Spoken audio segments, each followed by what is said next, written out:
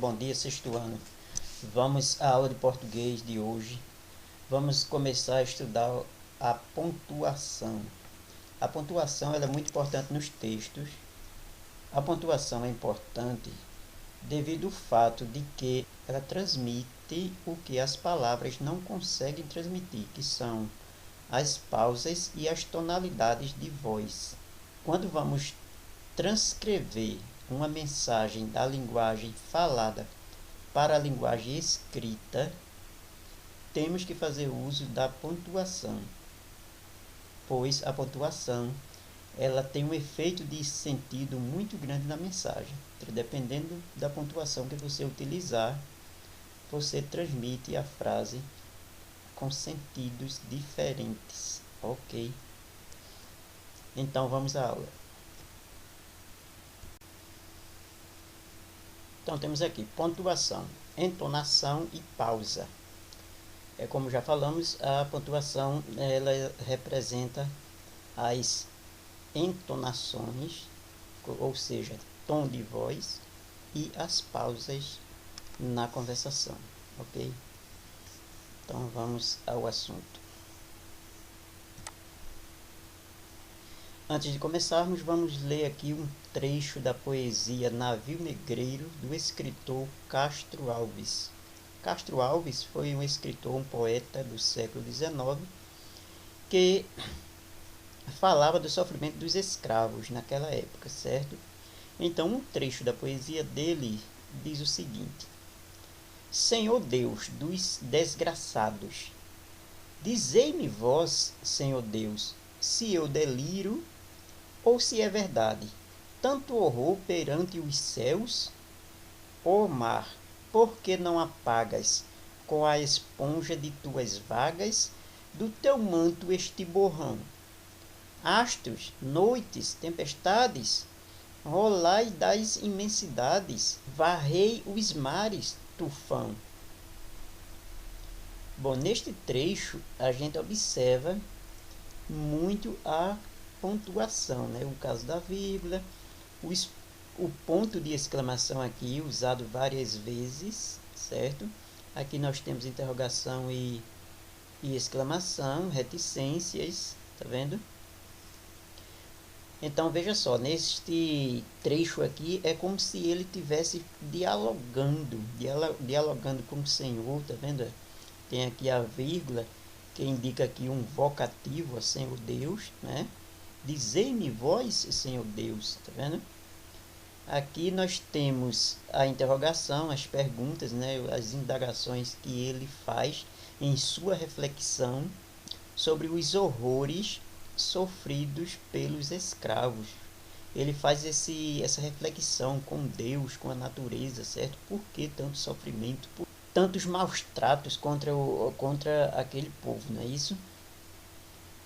Eu destaquei esse trecho por causa da pontuação. Você veja só, a pontuação ela vai indicar o tom de voz, tá vendo? Quando a gente faz uma exclamação, que é exclamar, quando a gente diz algo em voz alta, não é, para transmitir um sentimento, para transmitir uma emoção, a gente geralmente vai utilizar o que? A exclamação, certo? A exclamação é aquele sinal que vai indicar a você o tom da voz que você vai pronunciar aquela frase, certo? Aquele tom de voz que emite o que? Uma emoção, não é? Veja, Senhor Deus dos desgraçados, dizei-me vós, Senhor Deus, se eu deliro ou se é verdade, tanto horror perante os céus. Como se ele estigasse Deus sobre tudo aquilo que estava acontecendo, né? Isso é verdade ou eu estou delirando? Tanto horror perante os céus, certo? É um desabafo que ele faz, né? Sobre o sofrimento que os escravos passam, certo?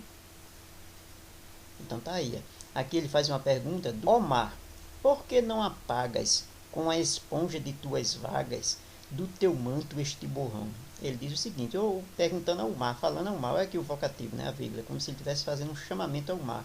Ô mar, né, por que tu não apagas com a esponja de tuas vagas? Quer dizer, com a esponja de tuas ondas, né? Do teu manto este borrão. Ele está pedindo que o mar se revoltasse e acabasse com aquele navio onde os escravos sofriam tantas desordens, tantos castigos, né? Porque o mar, por que você não destrói logo isso tudo, certo? É como se ele estivesse dialogando com o mar, pedindo essa providência, certo? Então, por isso que aqui a gente vê toda essa pontuação. Ok, gente? Então, vamos ver com mais detalhes as pontuações, cada uma delas, ok? Então, vamos lá. Entonação e pausas. A linguagem falada é permeada de diferentes entonações, tom de voz e pausas que ajudam na compreensão da mensagem, ou seja, ajudam na significação da frase. Na linguagem escrita, não contamos com esses recursos sonoros e os elementos que os representam na linguagem escrita são as pontuações, certo? Ele está dizendo que o recurso da entonação e da pausa, na linguagem escrita, as palavras não têm como representar isso aí. Então, quem faz esta representação são as pontuações. Representam as pausas e representam as entonações de voz, ok? Veja aqui neste exemplo, embaixo, a mesma frase com uma pontuação diferente. A primeira diz, você comeu doce. A outra, você comeu doce? E a outra, você comeu doce. Veja, cada uma dessas vai ter um significado diferente porque a pontuação é diferente. Aqui é uma frase declarativa, onde a pessoa está declarando que a outra comeu doce. Aqui a pessoa está perguntando, indagando se a outra comeu doce, não é isso? E esta daqui está afirmando com uma certa surpresa, uma certa admiração. Você comeu doce, tá vendo? Então, olha a exclamação indicando este tom de voz, certo? A pergunta indicando o tom de voz da voz nas frases interrogativas e o ponto final simplesmente declarando, ok? Então, como a gente está vendo aí, a pontuação ela vai também implicar no sentido da frase, quer dizer, a pontuação também vai implicar num efeito de sentido, certo? Ela vai fazer um efeito de sentido na frase, ok? Ficou claro, né? Então vamos na sequência. Sinais de pontuação. Quais são os sinais de pontuação? Vamos ver aqui. Ponto final, ponto de interrogação, ponto de exclamação, vírgula, dois pontos, ponto e vírgula, reticências, travessão, parênteses e aspas. Ok? Então, aí são os pontos fundamentais que nós utilizamos, né? A pontuação fundamental que nós utilizamos nas nossas frases, nos nossos textos. Vamos ver a definição de cada um deles. Conceituando. Primeira pontuação aí, nós vamos ver o ponto final. Ponto final representado por esse símbolo aqui, certo? Aí diz assim, como o próprio nome sugere, é aquele sinal gráfico que indica o final de uma frase declarativa. O ponto final ainda indica o fim dos períodos dentro do parágrafo, assim como marca também as abreviações, certo? Então, o ponto final vai indicar o quê? Um final da frase. Não quer dizer que o ponto final só representa o final do texto. Não, ele representa o final do período, certo? O final da frase dentro do texto. Observe que nesse próprio conceito aqui, a gente tem um ponto aqui, mas não terminamos ainda o enunciado, certo? Terminou o quê? Um período, uma frase, e iniciou outra. Então, o ponto ele vai ser usado para terminar uma frase, certo? Um período, ok? Veja aqui o exemplo. Bia viajou para a Itália. certo? Ponto final. Bia viajou para a Itália. De lá, a menina escreveu ao pai contando as novidades, certo? Lembra daquele texto que nós estudamos, né? Onde Bia vai para a Itália. Aquele texto que nós estudamos no livro do A Prova Brasil, né? Onde Bia vai para a Itália e de lá ela escreve um e-mail contando para o pai as novidades desta viagem, né? Ela conhece o lugar onde foi a cidade de Pompeia, né? Onde o vulcão Vesúvio destruiu a cidade e as pessoas, certo? Então ela escreve o e-mail para o pai contando o que ela está observando, o que ela está visitando lá, as novidades, ok? O outro exemplo aqui. Ontem, Sua Excelência o Presidente da República visitou hospitais da cidade. Observe que aqui o ponto está indicando a abreviação, ok? Fim de frase é esse aqui, certo? Aqui está indicando o fim da frase, aqui o fim do período e aqui o fim da frase do período. Então, esta é a função do ponto final, indicar o final de um período ou de uma frase, ok?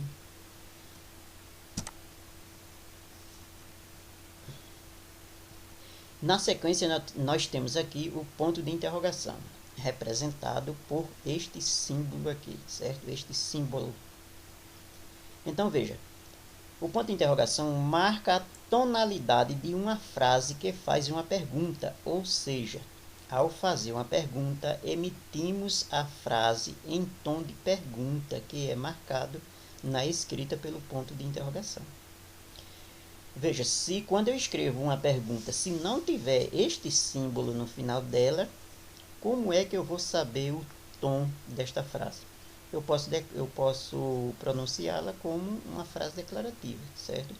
Então, para eu dar aquele tom de interrogação, de pergunta, a frase tem que ter esta interrogação no final, este símbolo no final, ok? Então, veja o exemplo aí. Ó. O Sport ganhará o próximo jogo no Brasileirão? Olha aí, o Sport, né? Nosso time aqui forte no Campeonato Brasileiro, o Sport. Então, o Sport ganhará o próximo jogo do Brasileirão? Veja o tom da pergunta, né? Você estudou muito para a prova? Pedro, você trouxe o livro que lhe pedi? Veja que todas estas frases foram pronunciadas com um tom de pergunta, certo? Por quê? Porque no final a gente observa o ponto de interrogação. Ok, gente? Então vamos à próxima. Ponto de exclamação. Ponto de exclamação.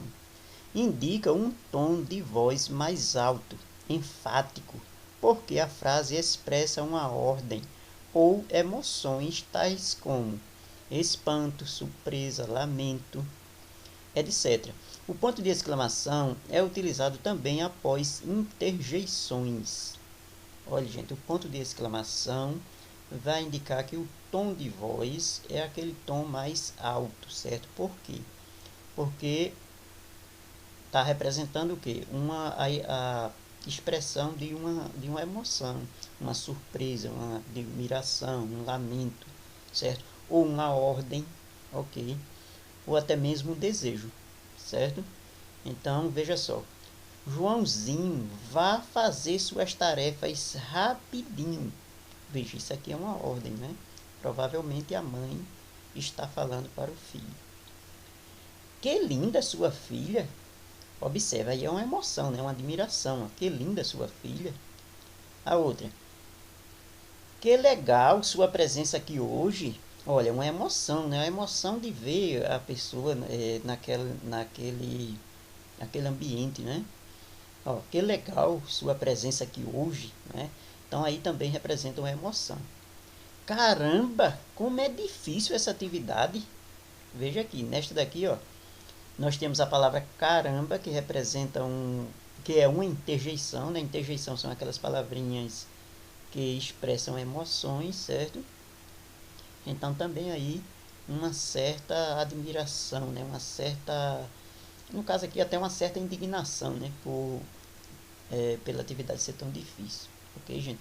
Então, quando eu vou pronunciar uma frase exclamativa, ou seja, aquela frase que tem um tom mais alto, diferenciado, porque está emitindo uma emoção, certo?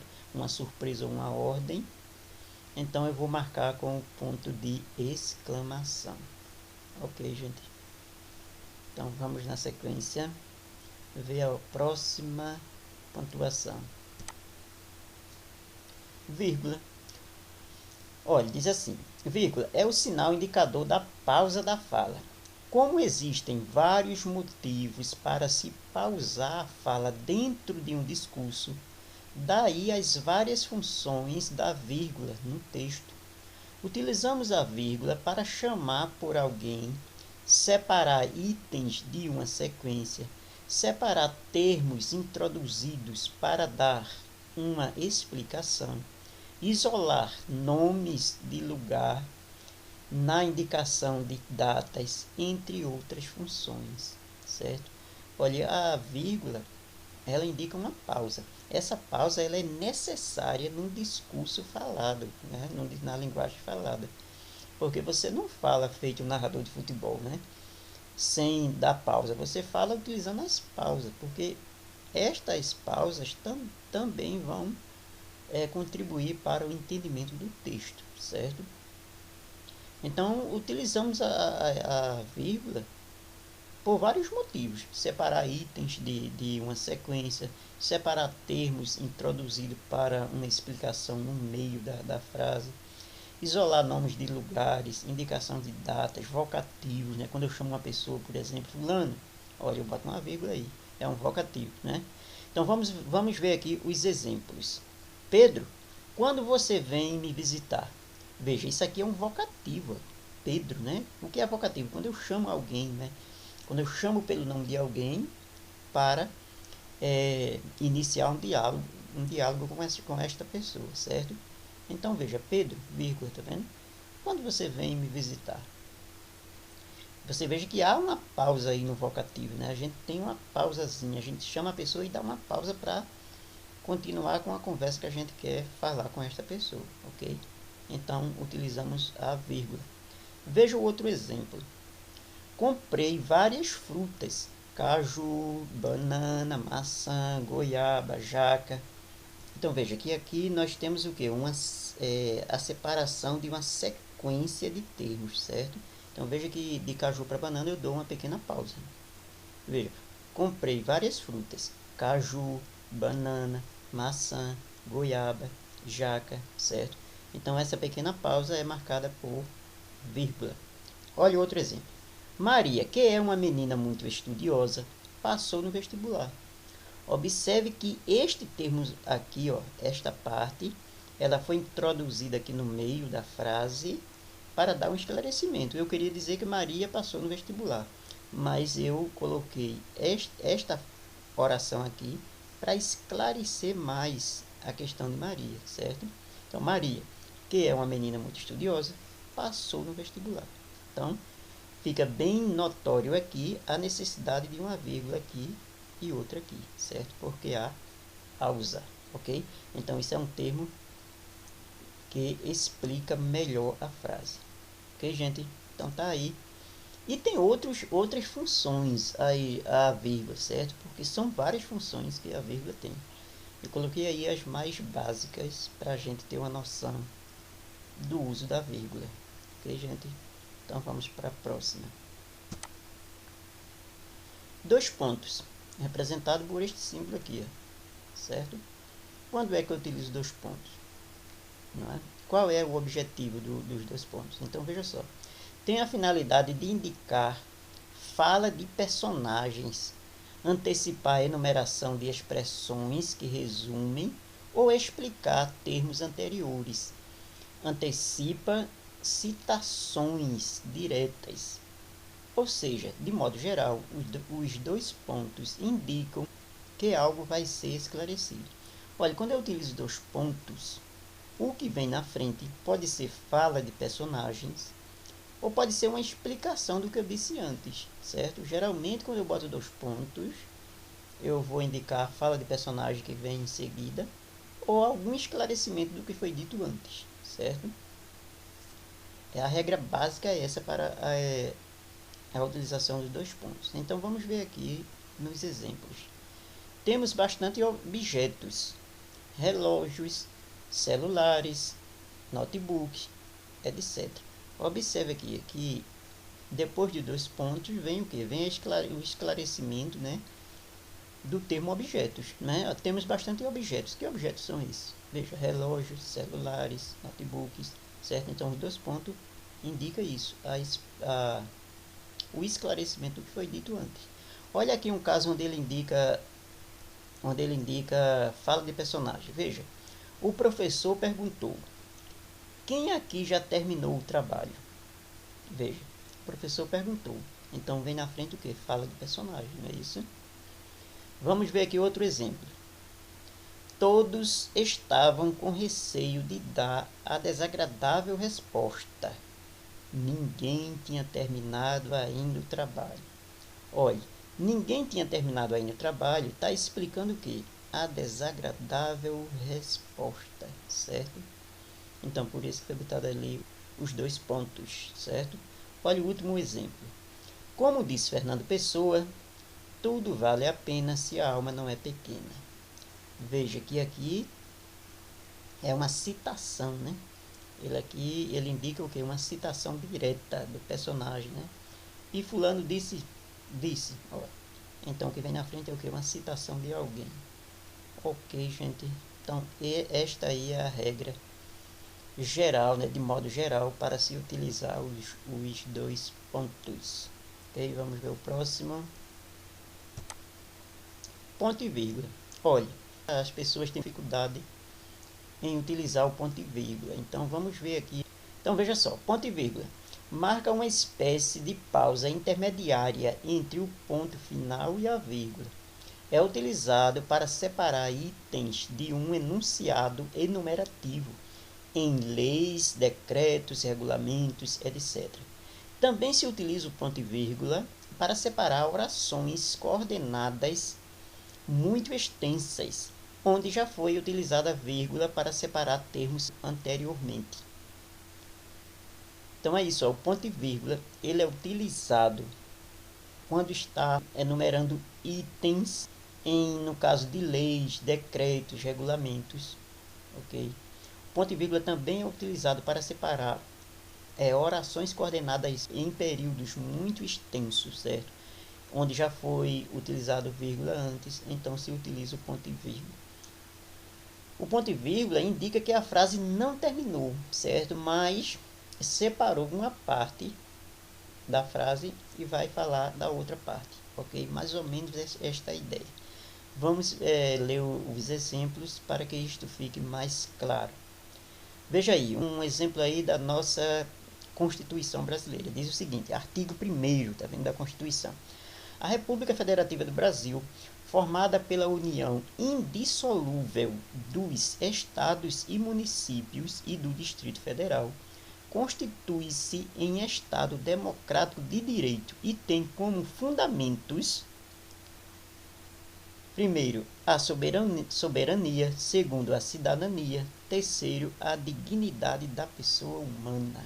Ainda tem mais, certo? Mas eu parei aqui porque só em questão de exemplo aqui já basta. Então veja, aqui tem uma enumeração, certo, de itens dentro de um artigo de lei. Veja, então é separado por ponto e vírgula, ok, gente? Isso também pode ser em um regulamento ou em um decreto, certo? Podemos fazer isso. Os itens de uma enumeração, ou melhor, a enumeração de itens dentro de um artigo de lei, ou decreto, ou regulamento, vão ser separados por ponto e vírgula. Outro exemplo aqui, ó. As escolas, antes da presença de alunos e professores, devem estar bem equipadas com materiais e protocolos de segurança. É o mínimo que se espera da educação diante deste estado de incertezas em que vivemos hoje. Observe que é um período um pouco extenso, é isso? não é? E já foram utilizadas vírgulas aqui, ó, certo? E ó, daqui por diante a gente vai ter outra parte do que eu quero dizer, certo? Queremos dizer aqui que as escolas, antes de receberem alunos e professores, devem estar bem equipadas com materiais de segurança e protocolos, certo? Onde vai garantir essa segurança. Aí ele pergunta aqui, aí ele continua aqui a frase dizendo, é o mínimo que se espera da educação diante deste estado de incerteza em que vivemos. Então separei aqui ponto e vírgula. Ok, gente. Vamos na sequência.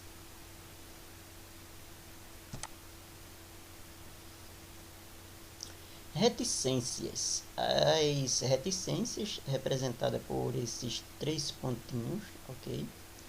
E qual é a função delas? Marcam uma interrupção do enunciado causado por uma hesitação, surpresa, dúvida ou timidez de quem fala. Ainda se utiliza as reticências de forma intencional, como recurso expressivo. Veja, olha, as reticências indicam que uma interrupção, né? Uma interrupção no pensamento, na fala, onde a pessoa estava discussando, ok? Este interrompimento pode ser fruto de quê? De uma hesitação, certo? De uma dúvida, pode ser também por uma surpresa, certo? Ou uma timidez de quem fala, ok? Então, quem vai representar isso aí, essa interrupção, é as reticências. Vejamos.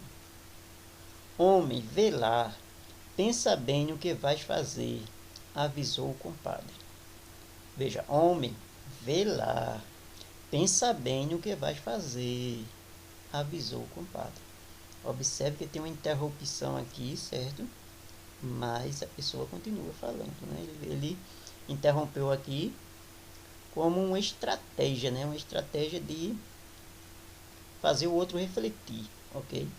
Olha aqui, as aulas de português, essas são importantíssimas, certo? Então, veja, eu posso interromper pelo motivo de quê? De motivo expressivo, certo? Eu interrompi